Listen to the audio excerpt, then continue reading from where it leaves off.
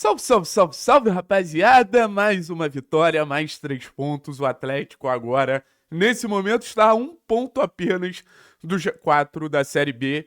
E começa a cair uma narrativa, né? A narrativa de mais um ano de Série B. Começa a cair a narrativa que esse time não vai subir. Aquilo que a gente sempre falou.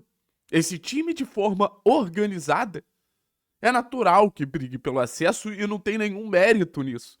O Atlético montou um time para brigar pelo acesso. Só que a gente passou bom tempo nessa Série B no acerto de rota. O famoso trocando a roda com o carro andando. E foi nesse período de troca, sai o Barbieri, que fez um trabalho muito ruim durante a Série B, passa pelo João Correia, aí vem o Odair, que o time naturalmente iria se acertando. E agora com o Odair parece que as coisas engrenam. Óbvio, teve um empate contra o Operário, que eu nem acho mau resultado. Com o Odair, o único resultado na Série B que é meio ponto fora da curva, dá pra dizer que é o confronto contra o Atlético Goianiense. Mas vitórias importantíssimas contra o Atlético, vitórias importantíssimas contra Remo e Avaí. E agora o Atlético tá de novo na briga e eu vou falar um negócio pra vocês. Ninguém quer ver o Atlético no retrovisor nessa competição. Coritiba, Cuiabá, Goiás, Novo Horizontino. Ninguém quer ver o Atlético no retrovisor nessa competição. Porque sabe que a gente tem mais qualidade. Sabe que a gente, pô, a partir do momento que organizar a casa, a partir do momento que jogar de maneira minimamente equilibrada, a gente tem mais chance de ganhar. E foi isso que aconteceu nesse jogo contra o Avaí. Vamos mergulhar agora um pouquinho na partida, porque não foi um grande jogo do Atlético. E eu ouso dizer que durante boa parte o Atlético teve talvez a sua melhor atuação defensiva. Teve a sua melhor atuação defensiva na competição. Tomou gol, obviamente um golaço do Marquinhos Gabriel. Não tinha muito o que fazer. Mas a atuação do Atlético, ela parte muito mais do meio campo para trás do que o meio campo para frente. Inclusive no lance dos gols. Se você pegar o lance dos gols, o passe do Esquivel, que bota o Luciano num contra um, e o gol do Renan Peixoto, nem isso a gente chegou muito perto do gol do Avaí, não. Nem nisso. Mas assim, foi uma partida que a gente conseguiu fazer um bloco defensivo extremamente sólido. Todo mundo muito comprometido numa espécie de 5-4-1. O Beleze entra ali para em alguns momentos fazer um lateral direito quando o Cauã avançava, mas era um zagueiro pela direita, o Cauã dando aquela cobertura pelo lado ali. O Abrão ficava no duelo com o Kleber o tempo inteiro. Talvez o maior desafio do jogo, o Kleber muito alto, muito forte. E o Léo ficava mais pros saltos de pressão, né? Não sei se vocês perceberam, mas tiveram não sei quantas interceptações do Léo.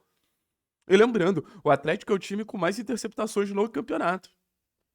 Então, defensivamente, o Atlético estava muito certinho. O Atlético só precisava de um plano para chegar mais à frente. E esse plano veio num passe absurdo do Lucas Esquivel. A gente precisa começar a falar. O Lucas Esquivel desequilibra na Série B. A qualidade do Lucas Esquivel desequilibra na Série B. É um camisa 10 pelo lado, é uma inteligência muito grande, é uma leitura de jogo muito grande. Conseguiu botar o Luiz Fernando na corrida, conseguiu botar o Luiz num contra um. E o Luiz, que a gente estava reclamando que já não fazia gols na Série B, tem até um bom número de assistências, mas nas últimas rodadas é o segundo gol dele, né? Fez um gol contra o Operário também. E ali o jogo ficou muito confortável pra gente. Porque a gente deu a bola pro Avaí, que parecia não saber o que fazer. Parecia completamente desconfortável. E a gente estava defendendo num bloco muito bem montado. Os momentos que a gente tinha um pouquinho mais de sofrimento para fechar esse bloco era quando, por exemplo, o Mendes, muito bom jogador, se mexia, buscava o desmarque, gerava superioridade numérica na zona da bola. Mas o Atlético conseguia contornar bem. Boa partida do Filipinho. O João, quando estava por ali, acho que foi um cara muito importante para fazer reter bola. O Juliano, muito importante para fazer reter bola. O Atlético precisava ter alguns momentos de respiro. E esses dois jogadores contribuíram muito com isso. O Juliano com uma porcentagem de passe altíssima. Em alguns momentos, vendo que a gente estava no sufoco, voltou, buscou jogo.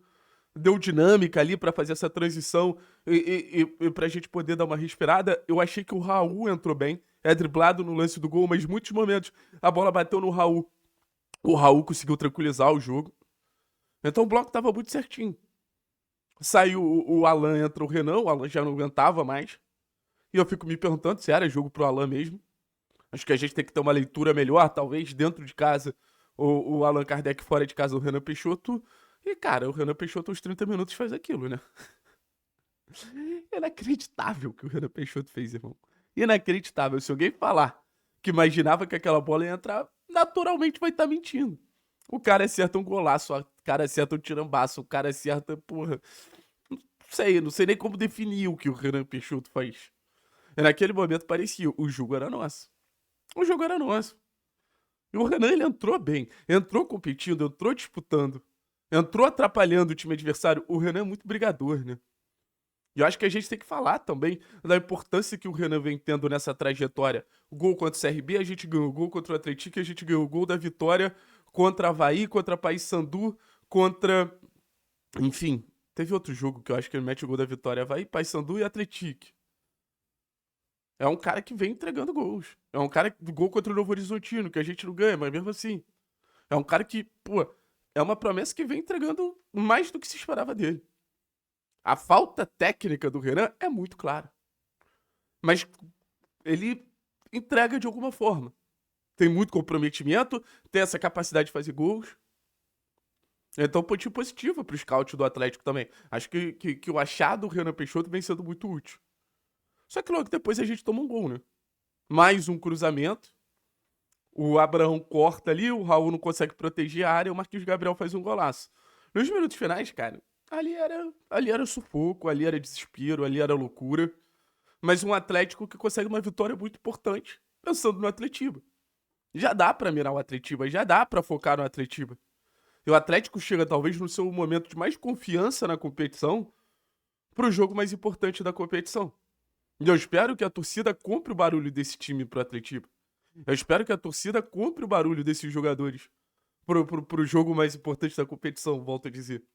É um jogo que a Arena da Baixada precisa estar lotada. E, cara, ganhando a Atletiba, aí, bicho, aí as coisas elas vão acontecer ao natural. O Atlético mostra que tem condição de competir sem bola, jogo de transição, jogo direto, como foi contra o Avaí, mas mostra que tem capacidade de ter bola, de controlar o jogo, de criar várias oportunidades, de ter um ataque mais posicional, como foi contra o Remo. O Odair Ball, ele começa a ser visto, mas ele mostra um repertório muito legal. Ele mostra uma variedade muito legal, ele mostra alternativas muito legais. Talvez a grande contratação do Atlético não seja um jogador. O nosso protagonista hoje se chama Odair Helma. E o grupo tá indo junto com ele. Acho que o primeiro acerto do Odair foi conseguir ter uma linguagem honesta com esse grupo de jogadores. Para que ele pudesse ter o grupo na mão. E agora, vamos ver. Sábado que vem, mais um pós-jogo aqui. Eu espero estar comemorando uma vitória no Atletiba.